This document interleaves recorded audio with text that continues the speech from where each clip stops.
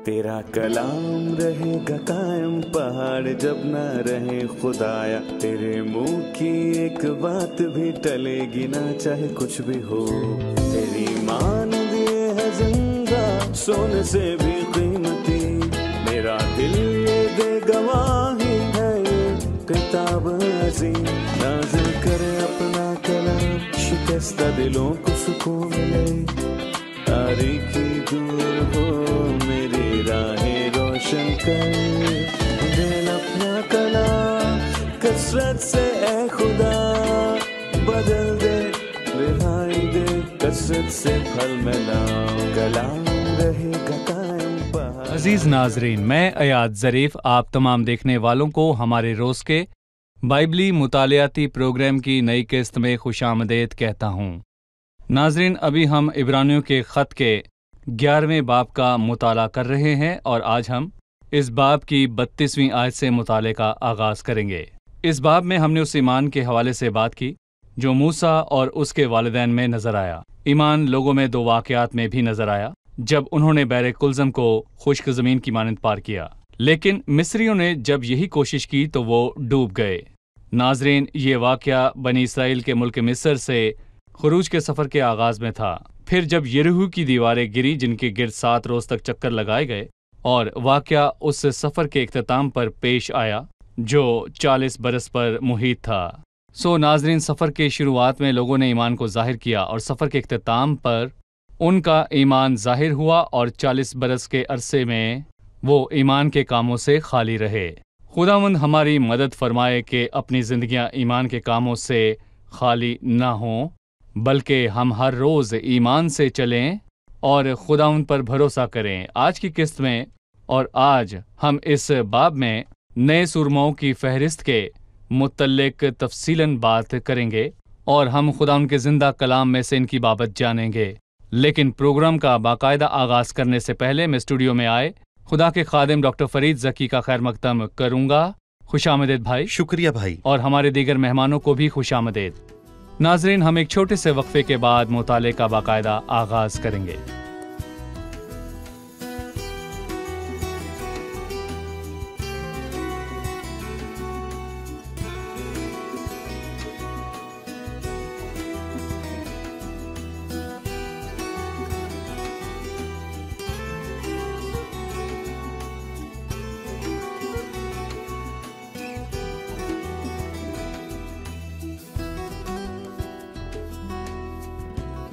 खुशामदीद भाई। शुक्रिया। हम इब्रानियों के नाम ख़त के 11वें बाब का मुताला कर रहे हैं जो ईमान का अजीम बाब है। अभी मैं इस बाब में से चंद आयात पढ़ूंगा, उसके बाद आपसे सवाल करूंगा। अब और क्या कहूँ, इतनी फुर्सत कहाँ के जदून और बर्क और समसून और इफ्ता और दाऊद और समीउल और नबियों का अहवाल बयान करूं। उन्होंने ईमान ही के सबब से सल्तनतों को मगलूब किया, रास्तबाजी के काम किए, वादे की हुई चीज़ों को हासिल किया, शेरों के मुंह बंद किए, आग की तेज़ी को बुझाया, तलवार की धार से बच निकले, कमज़ोरों में ज़ोरावर हुए, लड़ाई में बहादुर बने, गैरों की फ़ौजों को भगा दिया, औरतों ने अपने मुर्दों को फिर जिंदा पाया। ये फहरिस्त फतूहात की बात करती है, यके बाद दीगरे फतूहात, और शुरुआत यहाँ से करता है कि इतनी फुर्सत कहाँ, वो जदून से शुरू करता है। लिहाजा डॉक्टर फरीद, आप इस फहरिस्त में क्या देखते हैं? मुझे लगता है कि मुसन्निफ ने गोया तमाम मशहूर नामों का जिक्र करने के बाद क्या किसी और नाम की ज़रूरत है, क्योंकि मेरे पास वक्त कम है और इसीलिए इस कम वक्त में मैं दूसरे सुरमाओं की तफसील नहीं बता सकता। और उसने जदाउन से शुरुआत की और केजात की किताब की याद दिलाई और फिर बर्क, समसून और इफ्ता, ये 4 सूरमा जिनके नामों का जिक्र यहाँ किया गया है, केजात की किताब के दौर से ताल्लुक़ रखते हैं, जो शायद तारीख तरीन अदवार में से एक माना जाता है। बहरहाल एक दूसरे रुख से ऐसे मुश्किल वक्त में सूरमाओं का ईमान दमकता रहा और मैं इससे खुद को और नाजरीन को हौसला देना चाहता हूँ कि आए इस बहाने को तर्क कर दें कि आज का दौर मुश्किल है, जैसे कि ज़ात की किताब का दौर मुश्किल था और कमज़ोरियाँ थीं और खुदा के लोगों की हालत दर्दनाक थी। تو کیوں نہ جدعون بنا جائے اور براق بنا جائے اور خدا سے درخواست کی جائے کہ اپنے لوگوں کی برکت کے لیے مجھے استعمال کر۔ اور شاندار بات یہ ہے کہ اس نے اس حصے کی شروعات ان 4 چیزوں کے ساتھ کی۔ جدعون میں کمزوریاں تھیں اور اسی طرح براق، سمسون اور افتح میں بھی اپنی اپنی جگہ کمزوریاں تھیں۔ وہ مجھے میری کمزوریوں کے باوجود استعمال کرے گا، مطلب کہ میں چاہے جتنا بھی کمزور ہوں لیکن خدا مجھے استعمال کرے گا۔ اور خدا نے جدعون کو استعمال کیا، اس کے اندر شک تھا، اور خدا نے براق کو استعمال کیا، حالانکہ میں کہوں گا کہ براق میں دلیری نہ تھی۔ اس نے قدم نہ اٹھایا اور خدا نے سمسون کو استعمال کیا، حالانکہ وہ آنکھوں کی خواہش کا کبھی کبھی شکار ہو جاتا تھا۔ اور خدا نے افتح کو استعمال کیا، حالانکہ اس نے جلد بازی میں منت مانی۔ اس نے بہت جلدی کی منت ماننے میں۔ خدا کمزور ہڈیوں کو استعمال کرتا ہے، لیکن کیا ہم اس کے لیے میسر ہیں؟ مجھے انگریزی کی ایک کہاوت بہت اچھی لگتی ہے، اور وہ کہاوت کچھ یوں ہے: God look for availability not ability. خدا یہ چاہتا ہے کہ میں میسر ہوں، چاہے قابل ہوں یا نہ ہوں۔ کیا میں اس کے لیے میسر ہوں؟ صحیح۔ ہم ہر ایک پر تو بات نہیں کر پائیں گے، سو آئیے جدعون کی مثال کو لے لیتے ہیں۔ آپ نے کہا خدا میسر ہونے کو دیکھتا ہے، قابلیت کو نہیں۔ یہ جدعون کے کردار میں کیسے ظاہر ہوتا ہے؟ جب خداوند کا فرشتہ جدعون پر ظاہر ہوا تو اس نے اسے کہا: اے زبردست سورما، خداوند تیرے ساتھ ہے۔ تو اس نے کہا: میرا گھرانہ منسی میں سب سے غریب ہے، اور میں اپنے باپ کے گھر میں سب سے چھوٹا ہوں۔ سب سے پہلے تو وہ احساس کمتری کا شکار تھا۔ یہ کوئی نفسیاتی مسئلہ نہیں تھا۔ خدا نے اسے کہا: تو اپنے زور میں جا۔ تو اس نے کہا: کیا تو مجھے زور بخشے گا؟ تو خدا نے اس سے کہا ہاں۔ اس نے 32,000 کی فوج سے شروعات کی اور بات ختم ہوئی 300 لوگوں پر۔ وہ خداوند سے اس وقت کہہ سکتا تھا کہ معاف کرنا، میں نہیں جاؤں گا۔ کیا وہ یہ نہیں کہہ سکتا تھا؟ کیا وہ کہہ سکتا تھا؟ صحیح۔ آج کچھ ایسے لوگ ہیں جنہیں خدمت کرنی چاہیے، چونکہ خداوند نے انہیں ذرا قابل بنایا ہے۔ آپ انہیں یہ کہتے سنیں کہ مجھے خدمت کے لیے مزید قابل بننا ہے۔ آپ اپنی اسی قابلیت میں کام کیوں نہیں کرتے؟ چاہتے ہیں کہ خدمت کرنے کے لیے ان میں بڑی قابلیت ہو۔ جی ہاں، بالکل۔ اس نے ذرا سی قابلیت سے کام کیا، اور اس نے 300 لوگوں کو 3 گروہوں میں تقسیم کر دیا، اور ان سب کے ہاتھ میں نرسنگے اور گھڑے اور گھڑوں میں مشقیں ڈال دیں۔ اور ان چند معمولی چیزوں سے میں یہاں پر یہ کہوں گا کہ مدیانیوں کی فوج پر بڑی فتح پائی۔ جی، جدعون کی کہانی کا ذکر قضاء کی کتاب کے 6 باب میں ہے۔ اگر ناظرین میں سے کوئی اسے پڑھنا چاہے تو ضرور پڑھے۔ مجھے توقع تھی کہ وہ اس سلسلے کا ذکر کرتے ہوئے تاریخی ترتیب کو ملحوظ خاطر رکھے۔ جدعون، برق، سمسون اور افتح کے ذکر کے بعد مجھے توقع تھی کہ وہ داؤد سے پیشتر سیمیول کا ذکر کرتا، لیکن اس نے داؤد اور پھر سیمیول کا ذکر کیا۔ سیمیول کا تعلق داؤد سے تب شروع ہوا جب وہ اسے بادشاہ ہونے کے لیے مسح کرنے کو گیا۔ کیا چھوٹے داؤد میں ایمان سیمیول کے اسے بادشاہ ہونے کے لیے مسح کرنے سے پہلے ظاہر ہوا؟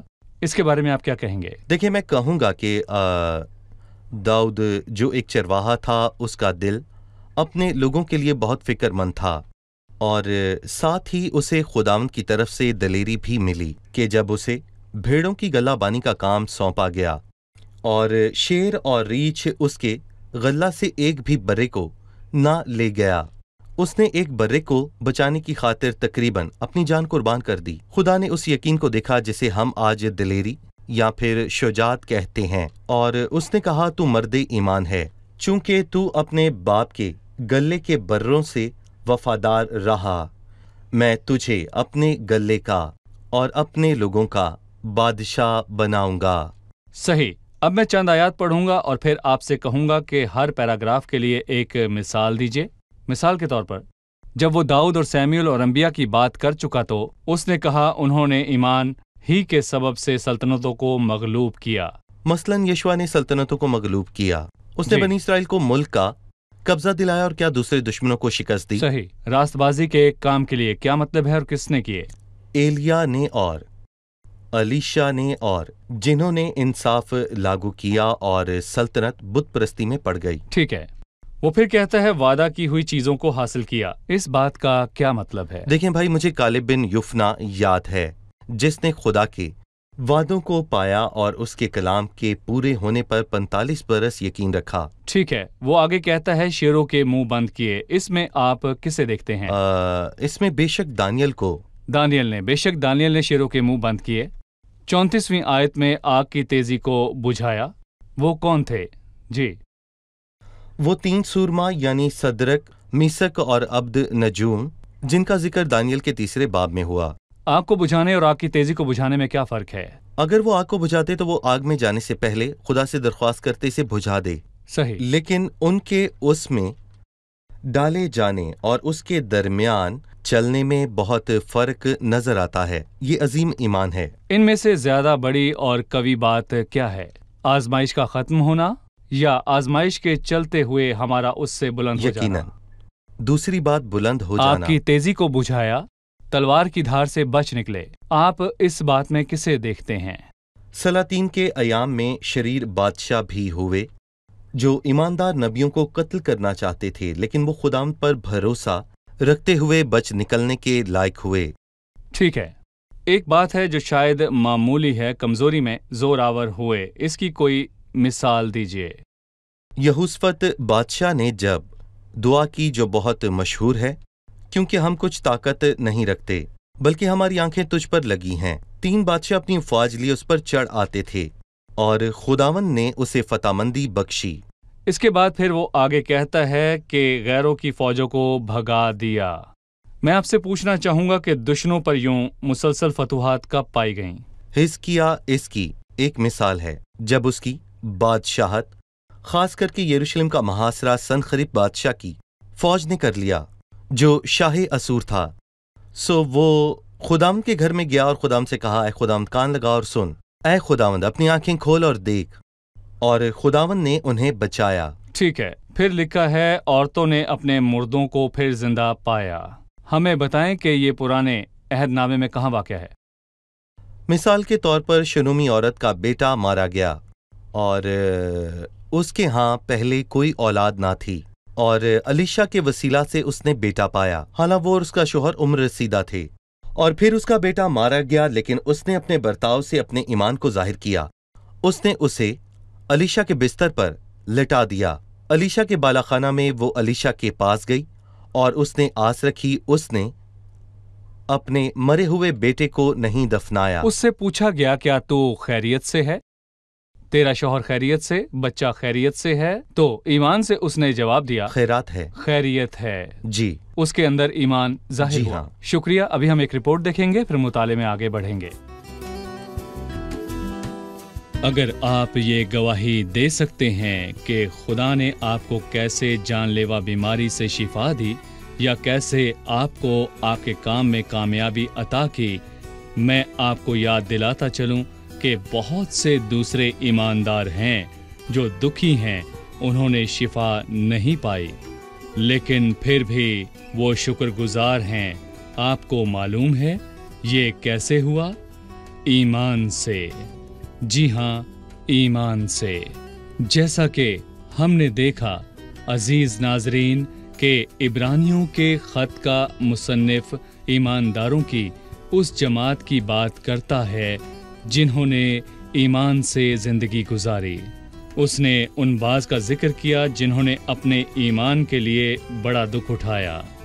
سو ہمیں ان ایمان سے جینے اور ایمان پر مرنے والوں کو بھولنا نہیں چاہیے۔ ان کا دکھ ختم ہو چکا ہے جو آج خدا کی حضوری میں ہیں، جہاں وہ کبھی موت کو نہ دیکھیں گے۔ 35ویں آیت میں وہ کہتا ہے، بعض مار کھاتے کھاتے مر گئے مگر رہائی منظور نہ کی تاکہ ان کو بہتر قیامت نصیب ہو۔ ایمان کسی کو اس حد تک حوصلہ کیسے دے سکتا ہے کہ وہ دکھ سہتا جائے، برداشت کرتا جائے؟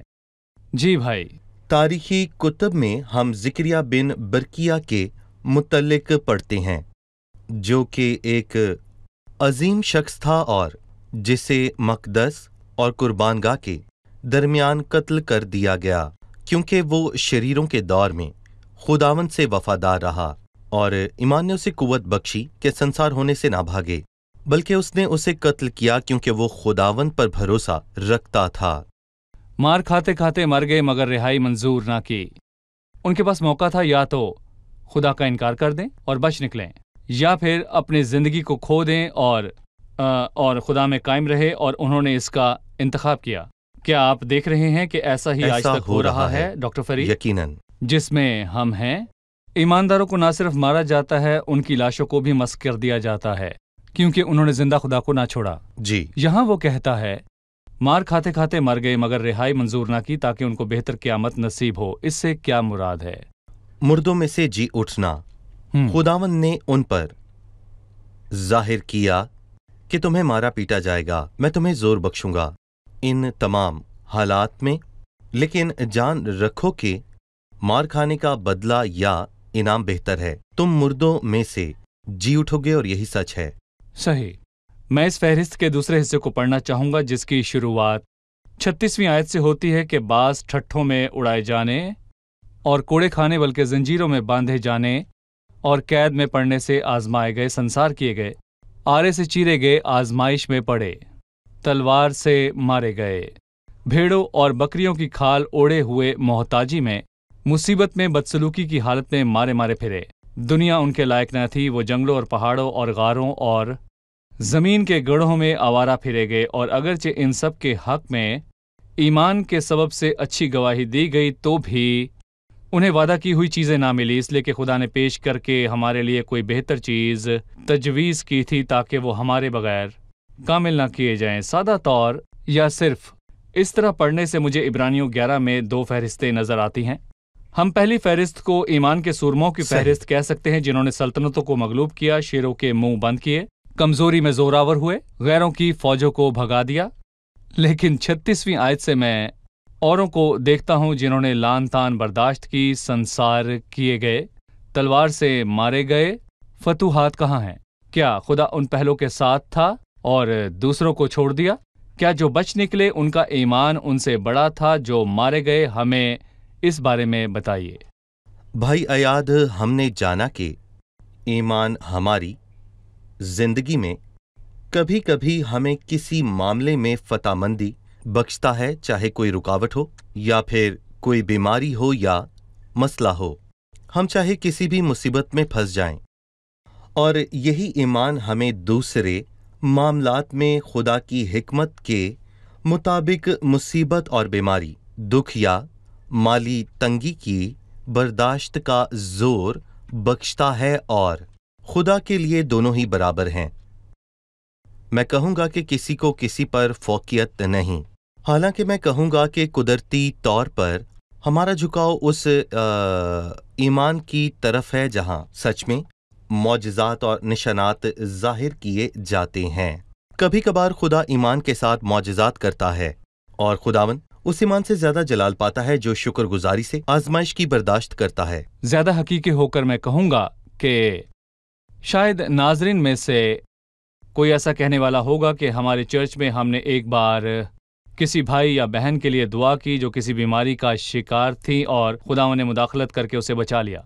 बहरहाल हमने एक और बहन के लिए दुआ की जो उसी बीमारी में मुब्तला थी जिसमें पहले खुदा ने बहन को शिफा बख्शी थी, लेकिन ये दूसरी वाली अब बीमार है, या खुदा ने पहले भाई को तो मुसीबत से छुड़ा लिया था और दूसरा भी वैसा ही है। खुदा कब तक मुदाखलत करके छुड़ाता और कब वो मुदाखलत नहीं करता। वो क्यों कभी किसी को किसी मसले से छुड़ा लेता है और क्यों उसी मसले में किसी और को नहीं छुड़ाता। वो क्यों किसी ईमानदार को एक मुल्क में आजमाइश में डालता है जबकि दूसरा महफूज रहता है। क्या खुदावंद फर्क करता है? हमें यीशु के 2 शागिर्द याद हैं, यानी पौलुस और पतरस दोनों पकड़े गए, और अमाल के 12वें बाब में याकूब का सर तन से जुदा कर दिया गया और पतरस को कैद खाना में डाल दिया गया। कलीसिया दुआ कर रही है और मुतवक्का है कि फिर वही होगा। पतरस के साथ भी ऐसा ही होगा, लेकिन खुदा ने उसे बचाया। इस नुक्ते पर मैं भाई अयाद ये कहूँगा कि खुदा की हिकमत और खुदा की सोच और खुदा के मंसूबे हमारी इदराक से ऊपर हैं, और खुदा अपनी हिकमत के मुताबिक देखता है कि याकूब का मिशन पूरा हो चुका और उसने खुदा को जलाल दिया। کیونکہ وہ رسولوں میں سے پہلا شہید تھا جس نے مسیح کے لیے اپنی جان دی، اور پھر اس کے بعد شہیدوں کی قطار لگ گئی، انہوں نے اس سے حوصلہ پایا، جنہوں نے یعقوب کو یاد رکھا جو مارا گیا، جبکہ پترس کو قید خانہ میں ڈالا گیا اور وہ باہر آ گیا، اور بالکل اسی طرح قید میں جا کر واپس آ کر دوبارہ خدمت کرنے والے بہت سے لوگ تھے۔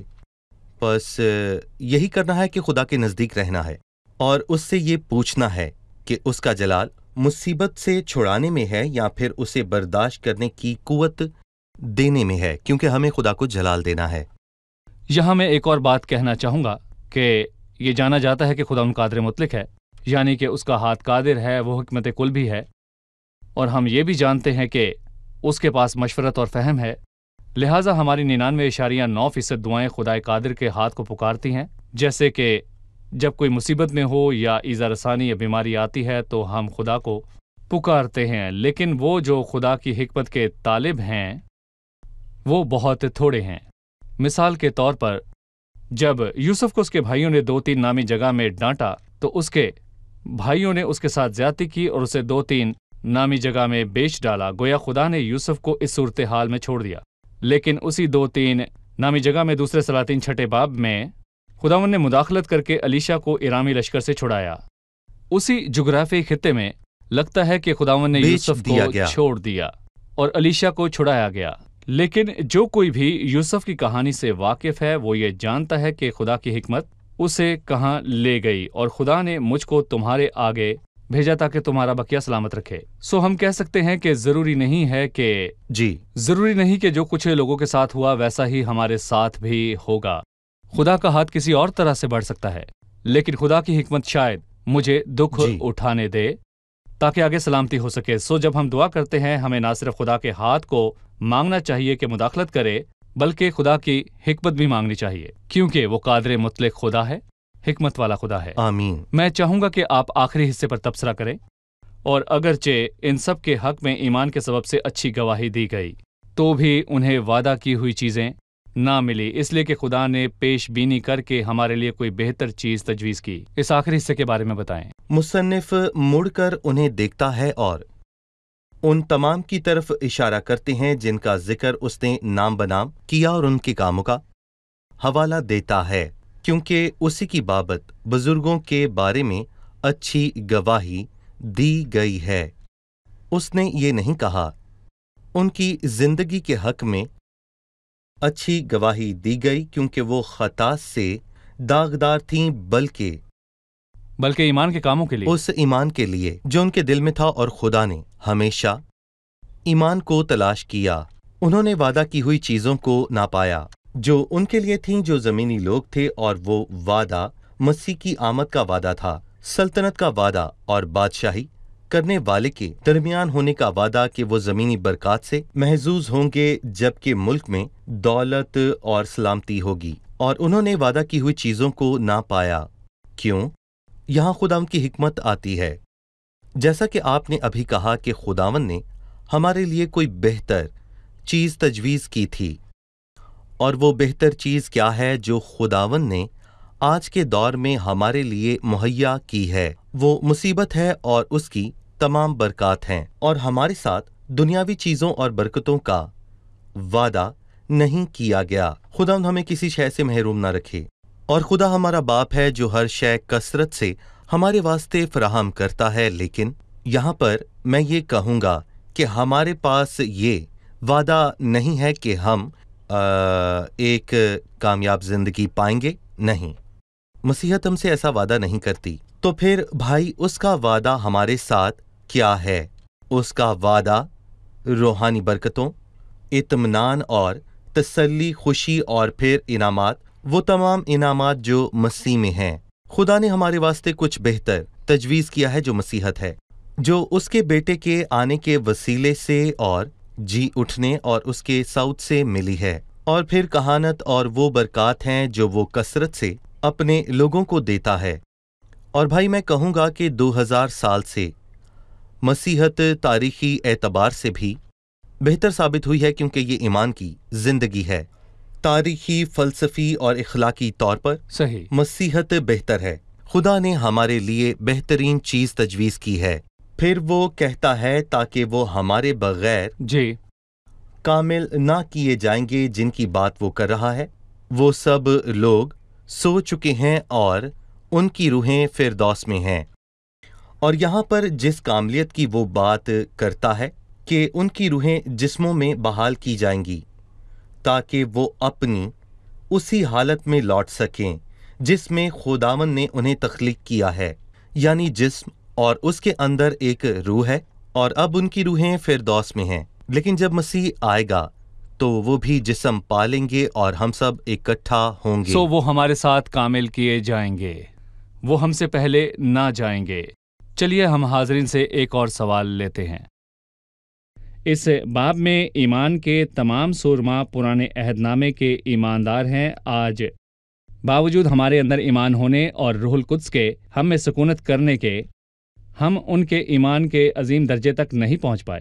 ہم ایسے ایمان تک کیسے پہنچ سکتے ہیں جو پرتاثیر ہو؟ اہم سوال، کیا کہیں گے؟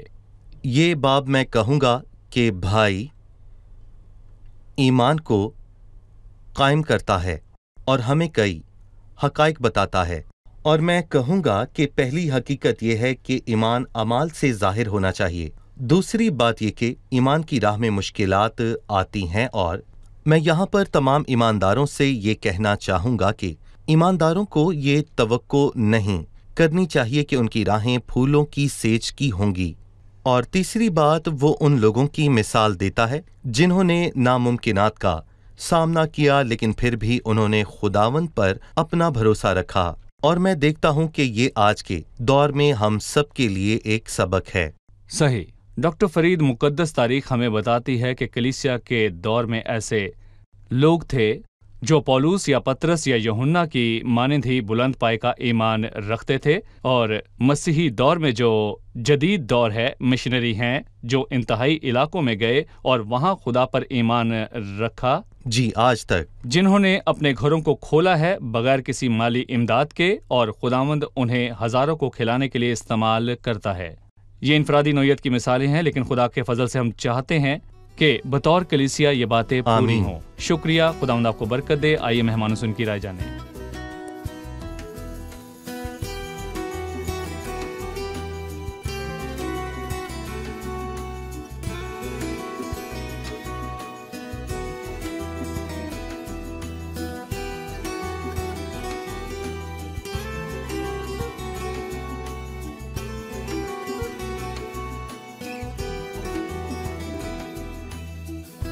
گیارہویں باب میں مصنف جدون کو ایمان کا سرما کہتا ہے۔ جدون کی زندگی میں ایمان کس طور پر ظاہر ہوا؟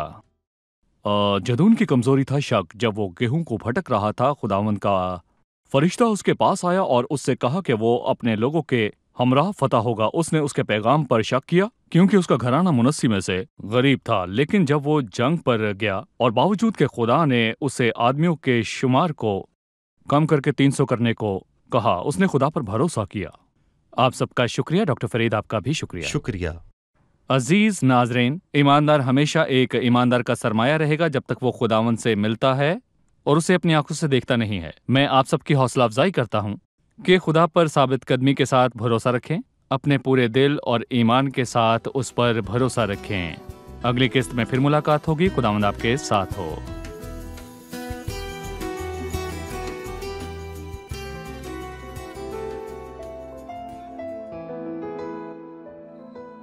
تیرا کلام رہے گا قائم، پہاڑ جب نہ رہے خدایا، تیرے منہ کی ایک بات بھی ٹلے گی نہ، چاہے کچھ بھی ہو۔ تیری مانند یہ ہے زندہ، سونے سے بھی قیمتی، میرا دل یہ دے گواہی ہے، یہ کتاب عظیم نازل کرے اپنا کلام، شکستہ دلوں کو سکون ملے، تاریکی دور ہو میری راہیں روشن کر، دل اپنا کلام کثرت سے اے خدا بدل دے، رہائی دے کثرت سے پھل ملاؤ۔ کلام رہے گا قائم، پہاڑ جب نہ رہے خدایا، تیرے منہ کی ایک بات بھی ٹلے گی نہ، چاہے کچھ بھی ہو۔